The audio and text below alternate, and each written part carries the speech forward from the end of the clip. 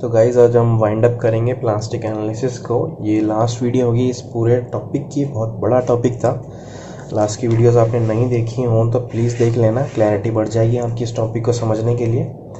तो ठीक है, स्टार्ट करते हैं। तो हमने लास्ट में देखा था कि लोकेशन ऑफ प्लास्टिक हिंजेस कहाँ पे हो सकते हैं, वो हमने लास्ट वीडियो में देखा था। सबसे पहली चीज़ हमें इसमें देखनी होती है कि जहाँ पर मैक्सिमम बेंडिंग मोमेंट होता है वहाँ पे सबसे ज़्यादा चांसेस होते हैं प्लास्टिक हिंज बनने के। तो जैसा कि आप सिंपली सपोर्टेड बीम में देखते हैं कि इसका जो BMD है कुछ इस तरीके से बनता है। ये WL/4 होता है इस केसेस में, जबकि स्पैन्स का डिवीजन जो होता है इक्वल होता है। ये L/2 होती है, ये L/2 होती है। उस केसेस में मैक्सिमम BMD जो होता है WL/4 होता है। तो मैक्सिमम बेंडिंग मोमेंट आप देख सकते हैं सेंटर पे बन रहा है, तो मैक्सिमम चांसेस जो होते हैं प्लास्टिक हिंज के बनने के वो केवल यहीं पे ही होते हैं, और कहीं प्लास्टिक हिंज नहीं बन पाता है इसमें, क्योंकि यहाँ पे बेंडिंग मोमेंट ज़ीरो है। और दूसरी चीज़ आप देखते हैं कि प्लास्टिक हिंजेस जो होते हैं वो होते हैं DS+1, और ये डिटर्मिनेट स्ट्रक्चर है जिसका DS हमेशा ज़ीरो होगा। तो +1 है तो मतलब कि एक ही प्लास्टिक हिंज बनेगा, जो कि बन रहा है हमारा जहाँ पर मैक्सिमम बेंडिंग मोमेंट है, मतलब कि सेंटर पे। अब आप देख सकते हैं कि यहाँ पे मैंने सेक्शन थोड़ा टूटा हुआ दिखाया है, पर ये टूटा हुआ नहीं है एक्चुअली, मैंने क्लैरिटी के लिए इसको तोड़ के दिखाया है। जबकि ये जो MP मूवमेंट है, जो कि प्लास्टिक मूवमेंट, ये जनरेट तभी होगा जब प्लास्टिक हिंज बन जाएगा। कोलैप्स से जस्ट पहले जो इसमें मूवमेंट होगा वो MP होगा, जो कि इस एंगुलर डिफॉर्मेशन को रेजिस्ट कर रहा होगा। जो एंगुलर डिफॉर्मेशन है आपका थीटा, वो क्लॉकवाइज है, और उसकी वजह से जो प्लास्टिक मूवमेंट जनरेट हुआ है वो एंटी क्लॉकवाइज जनरेट हुआ है। ये क्लॉकवाइज है, ठीक है। ऐसा ही इसी सेक्शन में हुआ है, इसी स्पैन में हुआ है। क्लॉकवाइज एंड क्लॉकवाइज मूवमेंट है इसमें प्लास्टिक मूवमेंट, और एंटी क्लॉकवाइज इसमें एंगुलर डिफॉर्मेशन है। तो इंटरनल वर्क डन आप देख सकते हैं हमेशा ही नेगेटिव होता है, क्योंकि MP and theta is always negative to each other. तो हम देख सकते हैं, तो इसलिए external work done is equal to internal work done हो जाता है। अब क्लियरली आपको बस ये प्रिंसिपल ऑफ वर्चुअल वर्क लगाना है, W×L/2 थीटा, और ये हमारा इंटरनल वर्क डन है, जो कि केवल सेंटर पे देखने को मिलेगा आपको MP थीटा, और ये भी MP थीटा ऐड हुआ तो निकल के आ जाता है आपका कोलैप्स लोड। अब दूसरी चीज़ आती है हमारी यूनिफॉर्मली डिस्ट्रीब्यूटेड लोड है, जिसमें जो कि हमारी बीम है, बीम विद UDL है ये हमारी। इसमें हम देखते हैं कि W kN/m की इंटेंसिटी है इस लोडिंग की। इसमें हमारा इसका BMD बनाएंगे तो इसका BMD भी कुछ इस तरीके का ही बनता है, जिसमें यहाँ पे मैक्सिमम होता है बेंडिंग मोमेंट WL²/8, और यहाँ पे बेंडिंग मोमेंट ज़ीरो होता है। तो इसलिए भी इसमें चांसेस जो हैं सेंटर बनने के ही होते हैं, क्योंकि अगर आप DS+1 से भी देखेंगे तो उसमें भी एक ही प्लास्टिक हिंज बनेगा। तो इसमें जो एक्सटर्नल वर्क डन निकालने के लिए आपको करना ये पड़ता है कि आपको इंटेंसिटी को एरिया से मल्टीप्लाई करना पड़ता है, जो कि प्लास्टिक हिंज फॉर्मेशन के बाद में बनता है, जो कि ये एरिया है। Half into L is this length and L/2 theta is this, ये L/2 थीटा होती है। तो इससे मल्टीप्लाई करेंगे तो आपके एक्सटर्नल वर्क डन आ जाता है। और आपको पता ही है यहाँ पे जैसा कि मैंने इसमें दिखाया था वही चीज़ इसी में है, internal work done MP theta plus MP theta, जो कि होता है 2 MP थीटा, और यहाँ से 4 ट्रांसफर होगा तो 8 MP थीटा/L²। अब इसमें जो कोलैप्स लोड है वो इंटेंसिटी है kN/m, इसमें जो है किलोन्यूटन्स में आया है। एक चीज़ देखने की होती है कि UDL जब लग जाता है तब ऐसा केस होता है, और पहले में केवल किलोन्यूटन में था। अब फिक्स्ड बीम में देखने वाली बात ये आ जाती है कि इसमें सपोर्ट्स पे भी आपको एंटी क्लॉकवाइज मूवमेंट देखने को मिलता है, जैसा कि आप इसमें देख सकते हैं। मैंने इसमें जो थोड़ा एडवांस केस लिया है इसेंट्रिक लोडिंग का, ताकि आपको इसी केस से समझ में आ जाए, तो इजी केस तो आप इजीली कर लेंगे।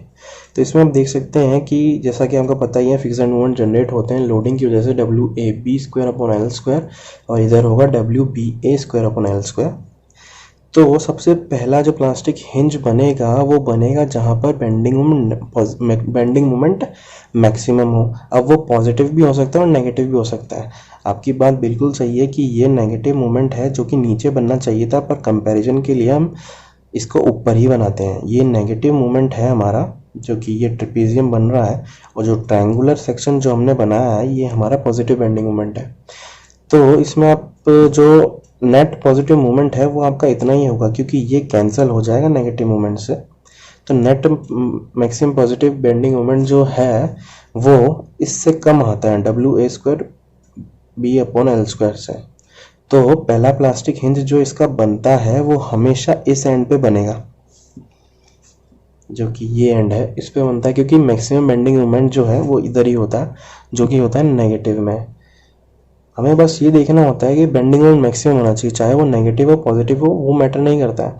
अब यहाँ पे आप बोलेंगे बेंडिंग मोमेंट मैक्सिमम, तो आपको यहाँ पे दिख रहा है, पर यहाँ पे भी net maximum, net positive bending moment जो है उसकी वैल्यू जो है इससे फिर भी कम है, जबकि यहाँ पे केवल होल सोल केवल नेगेटिव है, क्योंकि यहाँ पे पॉजिटिव मोमेंट 0 है। अगर यहाँ पे भी कोई पॉजिटिव मोमेंट यहाँ तक आ जाता तो इसकी वैल्यू कम हो जाती, पर यहाँ पे बेंडिंग मोमेंट पॉजिटिव जो है 0 है, इसलिए इसकी वैल्यू उतनी की उतनी ही है। यहाँ पे बेंडिंग मोमेंट नेगेटिव जो है उसमें से डिडक्ट किया तो हमारी इसकी वैल्यू जो है इससे कम आती है। इसके लिए आप ऐसा कर सकते हैं, W की कोई भी वैल्यू अज्यूम कर लीजिए, स्पैन की वैल्यू दे दीजिए 4 mm 4 मीटर 6 मीटर जो भी है, फिर उसके बाद में कैलकुलेट करके निकालेंगे आप इस वैल्यू को, तो आपको क्लियर हो जाएगा बिल्कुल भी। तो सेकंड प्लास्टिक हिंज कहाँ बनेगा? अब सेकंड प्लास्टिक हिंज जो बनता है वो बनता है सेंटर पे, क्योंकि ये जो net maximum positive bending moment जो है ये इससे ज़्यादा आ जाता है, जो कि हमारा ए सपोर्ट पे बन रहा है। तो इसलिए सेकंड प्लास्टिक हिंज आपको यहाँ पे देखने को मिलता है, यहाँ पे नहीं। सेकंड प्लास्टिक हिंज आपको यहाँ मिलेगा, क्योंकि इस बेंडिंग मोमेंट के बाद में मैक्सिमम बेंडिंग मोमेंट यहाँ पे होता है, फिर लीस्ट यहाँ पे होता है, इसलिए थर्ड प्लास्टिक हिंज यहाँ पे मिलेगा। अब आप बोलेंगे कि 3 प्लास्टिक हिंज क्यों बन रहे हैं? अब 3 प्लास्टिक हिंज बनने के लिए वही केस है DS+1 वाला। इससे आप निकालेंगे, स्टैटिक इंडिटरमिनेसी होती है DS, तो उससे आपको देखने को मिलेगा कि ये DS जो आएगी वो 2 आएगी, जिससे आपके प्लास्टिक हिंजेस 3 बनेंगे। ठीक है, तो फिर आपको क्लियर हो ही गया होगा कि ये sequence of plastic hinge formation क्या है। ये बताते नहीं लोग आपको, मैंने इस वीडियो में आपको बताने की कोशिश करी है और करता हूँ, समझ में भी आ गया होगा आपको। तो अब आप इसके लिए इसका कोलैप्स लोड निकालेंगे, तो वो कैसे निकलेगा? वो सेम केस है, W/A theta, A is this, theta is this, या आप भी अल्फ़ा भी ले सकते थे, अल्फ़ा के टर्म्स में आप निकालना चाहें तो। मैंने थीटा के टर्म्स में निकालने की कोशिश करी है, क्योंकि ये जो डिस्टेंस है ये A थीटा होगा, यह जो डिस्टेंस है यही B अल्फ़ा होगा। तो आप कुछ भी लिख सकते हैं, यहाँ पे A थीटा की जगह B अल्फ़ा भी लिख सकते हैं, अगर आप अल्फ़ा के टर्म्स में निकालना चाह रहे हैं तो। ठीक है, W/A theta is equals to MP जो है यहाँ पे हमारा एक लगेगा, क्योंकि यहाँ पे प्लास्टिक इंच बना है तो यहाँ पे प्लास्टिक मोमेंट लगेगा MP × थीटा, यहाँ पे लगेगा MP × थीटा जो कि इसको अपोज कर रहा है, और MP × अल्फ़ा जो इसको अपोज कर रहा है। तो थीटा प्लस अल्फ़ा मैंने शॉर्ट में लिखा है, और इधर MP × अल्फ़ा लगेगा। फिर आपको इसको सिंप्लीफाई करके निकालेंगे तो 2MPL/A निकल के आता है। ठीक है, वो करता हूँ, आपको ये भी समझ में आ गई होगी। फिर भी कोई दिक्कत हो, कमेंट सेक्शन आपके लिए हमेशा खुले हैं, कोई भी कमेंट्स लिख के बताइए मुझे, मैं सॉल्व करने की पूरी कोशिश करूँगा आपकी।